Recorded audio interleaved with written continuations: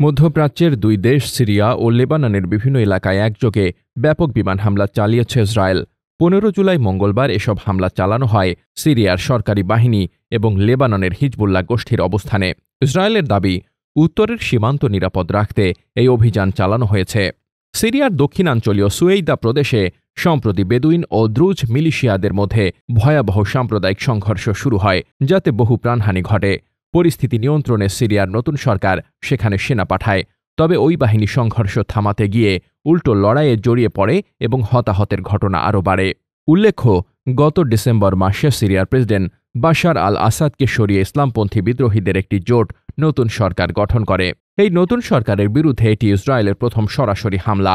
ইসরায়েলের সীমান্তবর্তী একটি সিরীয় ভূখণ্ড সুয়েইদা, এই এলাকার সংখ্যাগরিষ্ঠ দ্রুজ সম্প্রদায়ের সঙ্গে তেল আবিবের ঘনিষ্ঠ সম্পর্ক রয়েছে এবং তারা বারবারই দ্রুজদের নিরাপত্তার অজুহাতে সেখানে হস্তক্ষেপের চেষ্টা করে। সুয়েইদা এলাকাটি সিরিয়ার দ্রুজদের প্রধান ঘাঁটি হওয়ায় সেখানে সহিংসতা ছড়ালে ইসরায়েল উদ্বিগ্ন হয়ে পড়ে। সাম্প্রতিক সময় ইসরায়েল ও সিরিয়ার নতুন সরকারের মধ্যে যুক্তরাষ্ট্রের মধ্যস্থতায় সীমিত কূটনৈতিক যোগাযোগ শুরু হয়।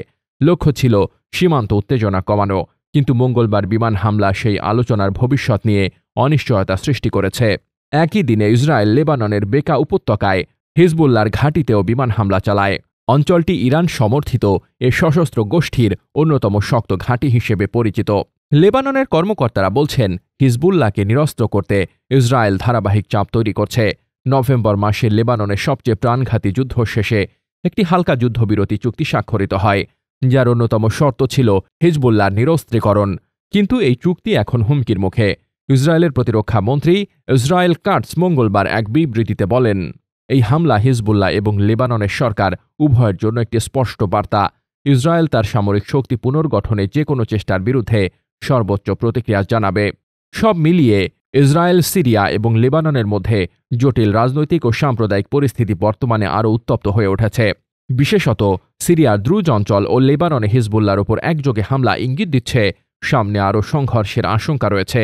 পরিস্থিতি নিরসনে আন্তর্জাতিক কূটনৈতিক প্রচেষ্টা কতটা ফলপ্রসূ হবে, এখন সেটি দেখার বিষয়।